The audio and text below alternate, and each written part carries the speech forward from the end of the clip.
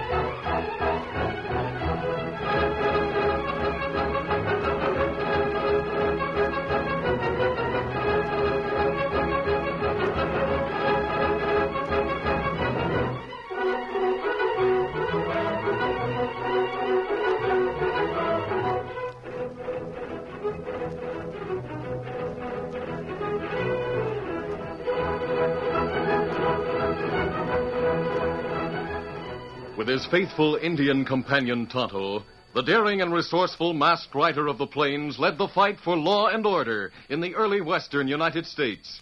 Nowhere in the pages of history can one find a greater champion of justice. Return with us now to those thrilling days of yesteryear. From out of the past come the thundering hoofbeats of the great horse Silver. The Lone Ranger rides again. Come on, Silver. Let's go, big fellow. Hi-Yo Silver! Hi!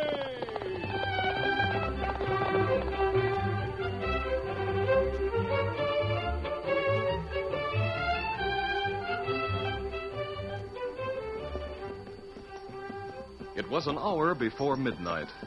In spite of the snow that fell in large drifting flakes, an unusual brightness was reflected by the shimmering whiteness of the trail as the Lone Ranger, with his 14-year-old nephew Dan Reed and with his Indian companion Tonto, rode leisurely along toward the town of Silverton. You haven't said much, Dan. What's on your mind? Well, as a matter of fact, sir, I'm wondering why we're riding to Silverton. It's so late and with the snow and all. Well, maybe you tell Dan everything now, so him enjoy visit we make tonight, Kimasabi. All right, Tonto. I think Dan will learn a lesson from what's happened. What's more, I think he'll appreciate what's to come. Golly, I'd like to hear about it, sir. I guess you've heard of Mr. Upton, who came to Silverton about 8 months ago and bought the silver mining company there? Oh, yes, sir. He has a boy about my age named Donald.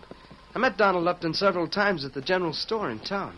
Well, Mr. Upton has an office in town, and Walt Miller was manager of the mining headquarters outside of Silverton. Upton rarely went to the mine and left things out there in Miller's hands. About 3 weeks ago, Walt Miller entered Mr. Upton's office and...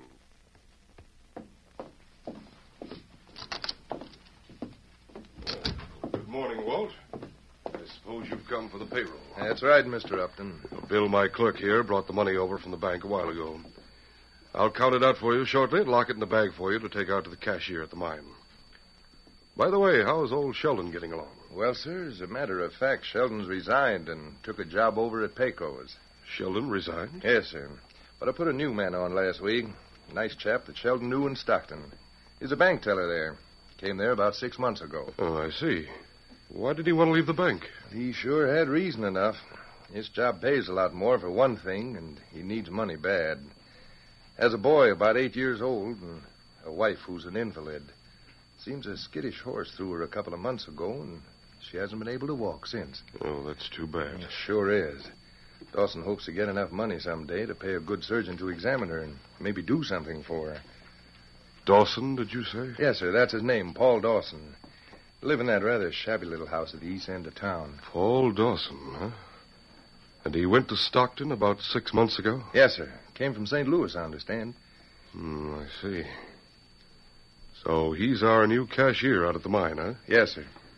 I suppose you'll follow the usual routine with Dawson as you have with Sheldon. Carry the locked bag containing the payroll to him and have him open it with the key I left out there? That's right. You have the only other key to lock it with. As long as you handle the money here and he's responsible for it out there, I'd rather not have a key to the bag. Of course.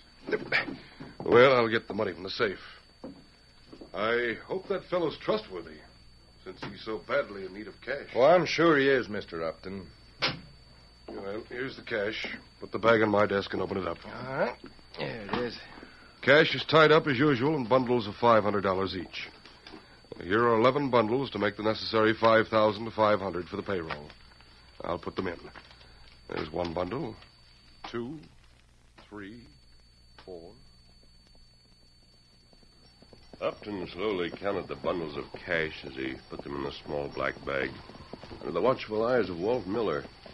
Finally, all 11 bundles were in the bag. Then, as Mr. Upton closed the bag and reached into his pocket for the key, he spoke to Miller.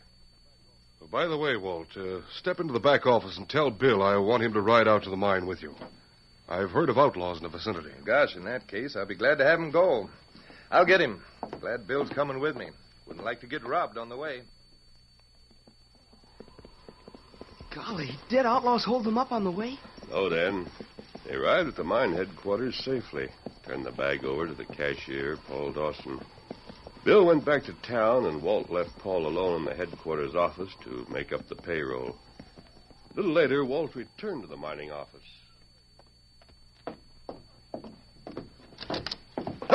Almost knocked you down, Paul. I was just coming out to call you, Mr. Miller. The payroll's short. Sure. What can't be? Come and see for yourself. Look there. 10 bundles when there should be 11. There's $500 short. Mr. Upton must have made a mistake. Now, hold on, Dawson. He didn't make any mistake. I saw him put 11 bundles in that bag. You're making the mistake if you think you can pull a fast one like that. But I tell you, when I unlocked the bag and took out the money, only 10 were in it. Bill rode with me all the way, and that bag was locked. Only you and the boss have keys to it. And I know he put in 11. You go get your hat. We're going in to talk to the sheriff right now. No. And I'm willing to bet... No, I won't go with you. You can't blame me for taking the money. I'm leaving here now. Oh, no, you're not. Get out of my way. Gotta get away quick. I won't let him send me to prison. I won't. Oh, Paul Dawson ran from the mining office and rode off into the hills. Golly. Of course, the sheriff and a posse hunted for him, but he managed to cover his tracks and get away. Gosh. What about his invalid wife and his little boy? Well, that was the sad part of it. Dawson's wife and his boy, Sandy, were left destitute. Hunt and I didn't know about them at the time, or we would have helped. That's right. For 2 weeks, nothing was heard of Dawson. During that time, the widow Downs, a neighbor who had little herself, did what she could for Sandy and his mother. Well, one day, about a week ago, Mrs. Downs took some soup and carried it over to Dawson's shabby little house.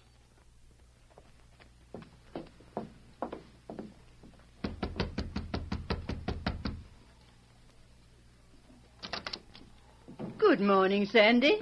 I brought a bit of soup for you and your mother. Oh, hello, Mrs. Downs.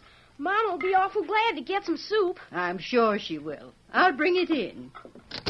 It's warm and ready to sip, so I'll just take it into the other room for her. Come along, Sandy. Who is it, Sandy? Oh, Mrs. Downs.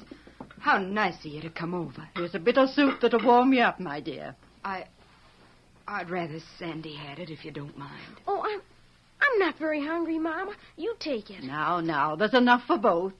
Sandy, lad, bring another bowl like a good boy. Golly, yes.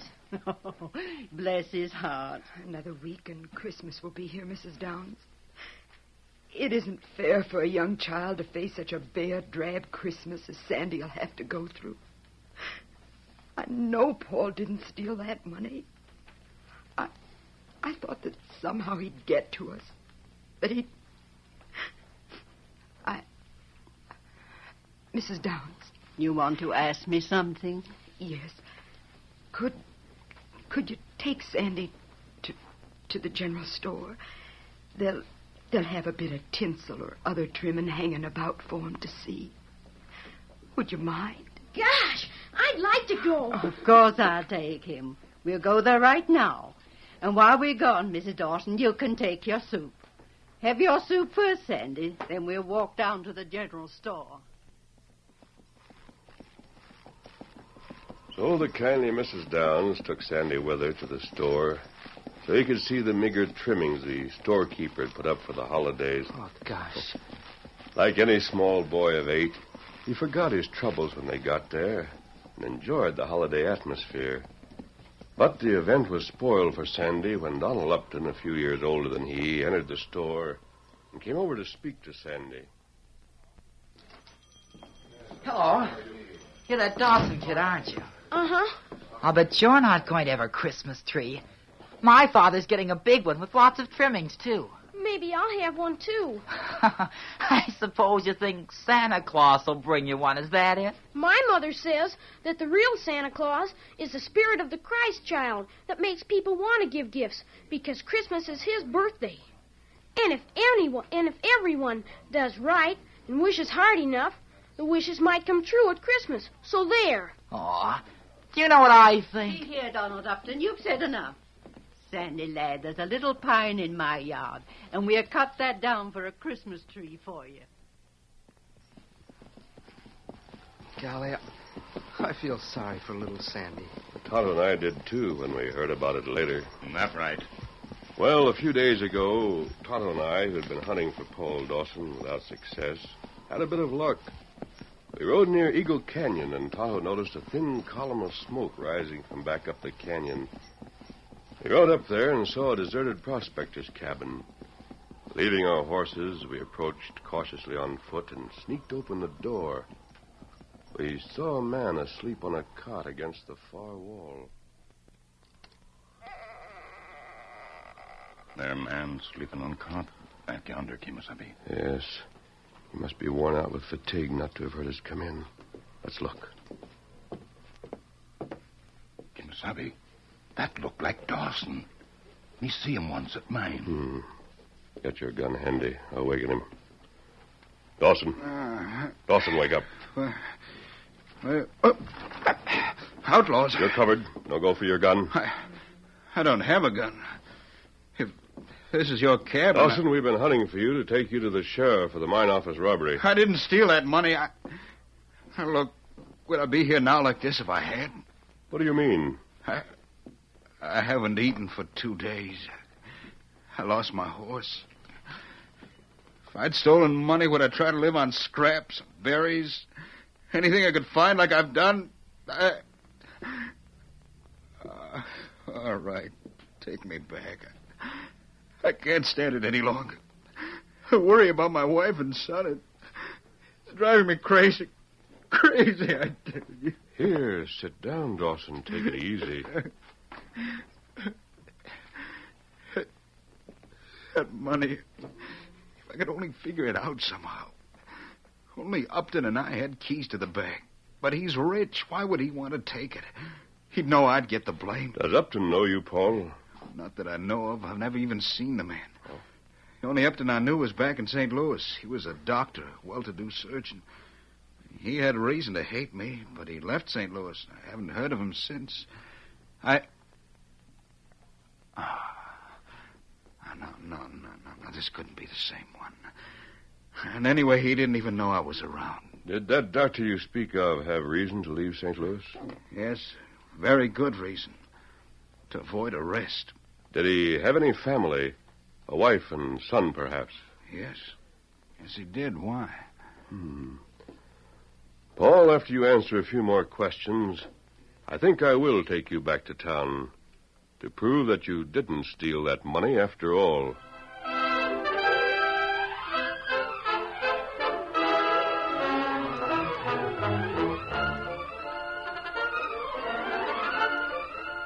The curtain falls on the first act of our Lone Ranger story. Before the next exciting scenes, please permit us to pause for just a few moments.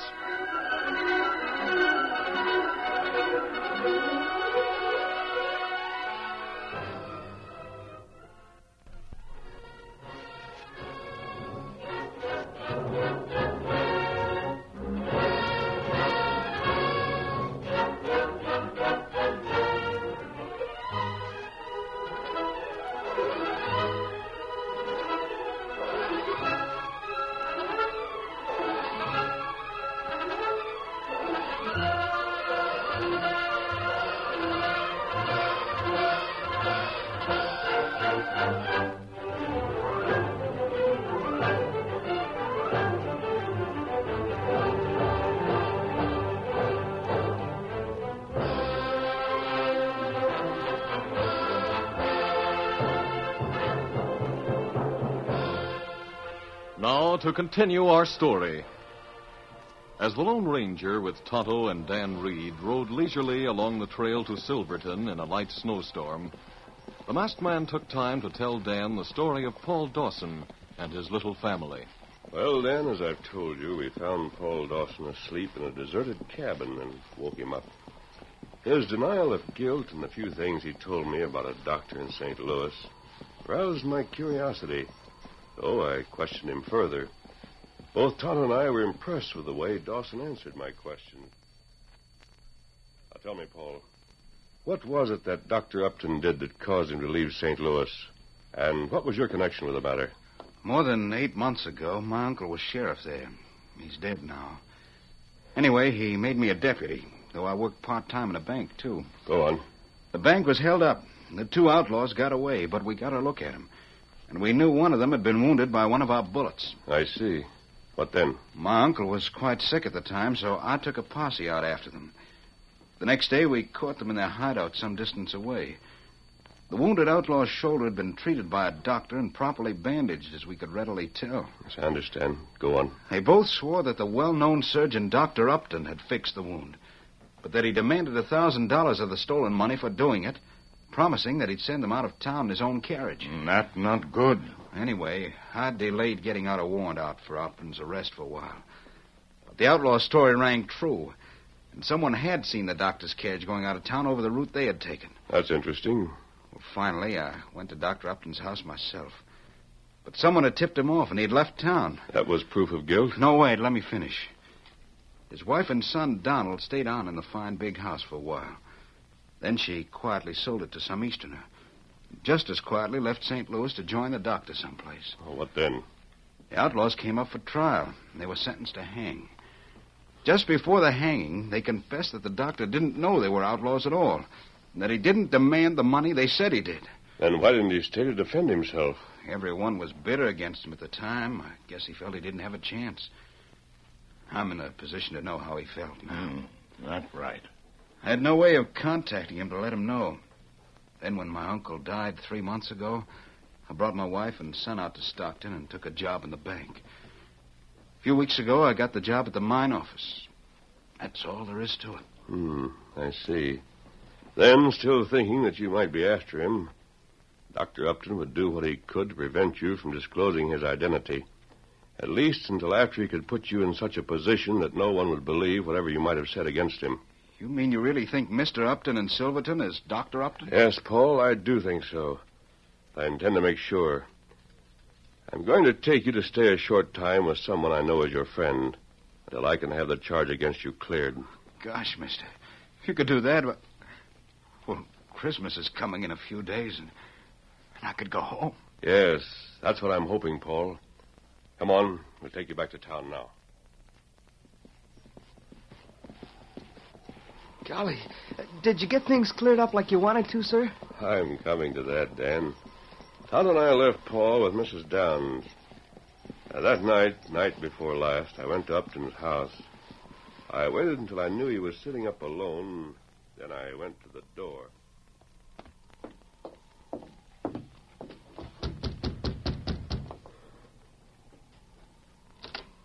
Well, a masked man. I've come to talk to you, Mr. Upton. What could an outlaw have to discuss with me? I'm not an outlaw.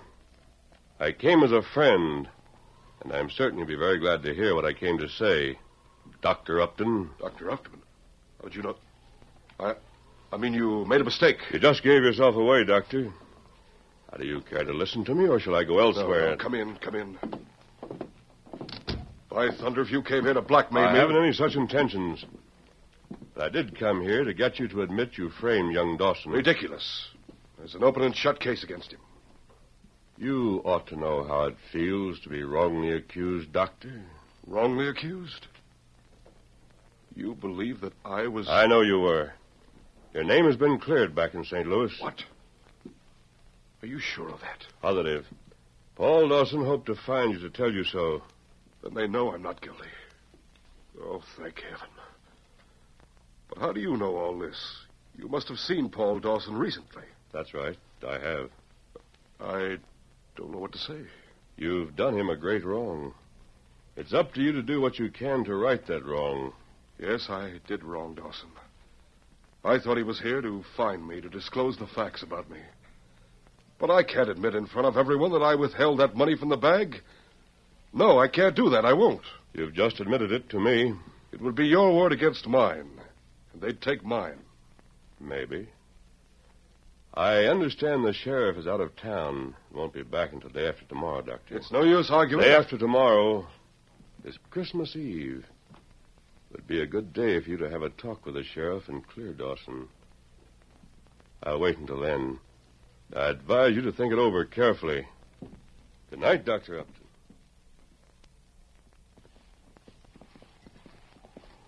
Gosh, did Dr. Upton go to the sheriff? Yes, he did, Dan. And the charges against Paul Dawson were dropped. Mr. Upton explained that he had withheld the money. When I told Paul, you can imagine how he felt. Well, this is Christmas Eve. Just after dark, I took Mrs. Downs and Paul Dawson to Paul's house. When we reached the front porch, we found Dr. Upton waiting. Neither he nor Paul spoke a word. I whispered to them to follow me. Mrs. Downs had told me that Sandy's scraggly little pine tree was up in the front room, and that she and Sandy had trimmed it with bows made of bits of ribbon or little balls of cotton. I had mentally compared it with a big, glittering tree I had seen at Upton's. We quietly opened the door to the darkened room. Sandy had brought a blanket and spread it close to the tree to sleep on. As we tiptoed in and stood just inside, we saw Sandy's figure kneeling near the tree. We listened. My little Christmas tree is better than any of them. And thank you, God, for sending it to me. And please, God, let your spirit of Christmas make my mom well again. Don't bother about a present for me, except only send back my daddy. Donald Upton said there wasn't any Santa Claus, but I know there is, because he's the spirit of the Christ child that makes folks want to give. So please, see that I get what I asked for just now. Amen. Sandy spoke his childish prayer. A moonbeam broke through the clouds and entered the window. It was like a small spotlight from the heavens, touching the little tree and sparkling in the ribbon bows. Then Paul spoke softly, brokenly. Sandy, I've come home. Daddy! Oh, Daddy! My boy. I knew you'd come. I knew I'd get my wish. Bless his trusting little heart. That little tree, it seemed to be touched with the whole spirit of Christmas. And why not, Mr. Upton? A little touch of hope and love went into every little bow on its branches, each one made by Sandy's own hands. Sandy? Who's out there? I'm coming, Mama. Come on, everybody. Turn up the lamp, son, so I can see who's with you. I'll turn it up, Dora. Paul! Oh, Paul, you've come back to us. Yes, and to stay, honey. Oh, everything's all right now. I've been cleared. Oh, thank heaven. But who? The masked man is a friend, and a good one. How do you do, Mrs. Dawson? How do you do? Paul, your other visitor? Oh, yes. You know Mrs. Downs. This man is... I am Dr. Upton from St. Louis, Mrs. Dawson. Dr. Upton?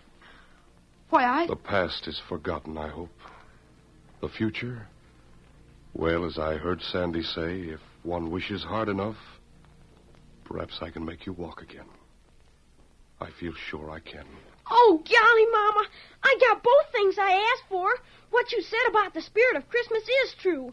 I'll always believe in it, Mama, even when I'm grown up. I hope you will, Sandy. I've just begun to believe. Later tonight, I want to bring my son and some others from town to this house. In this simple home, I've really found the spirit of Christmas.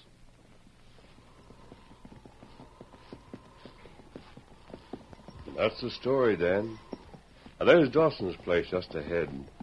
We'll ride close to the window and find out if Dr. Upton did return with the townsman he said he was bringing. Here we are. Oh, Silver. Fella. Easy. Steady, big fella. Yes, I can see them in there. Look, Dan. There's Dr. Upton holding Sandy in his arms, see? Oh, gosh. He sure looks happy. And he's singing with the others, too. Me like your Christmas singing. Well, they seem so happy and all. With the snow falling and the singing, I feel sort of different inside. Like they said they did. I like to believe, Dan, that the spirit of the Christ child is the spirit of Christmas. For these people have found it among the humble surroundings here, just as the shepherds and the wise men found it in even more humble surroundings. A little stable in Bethlehem.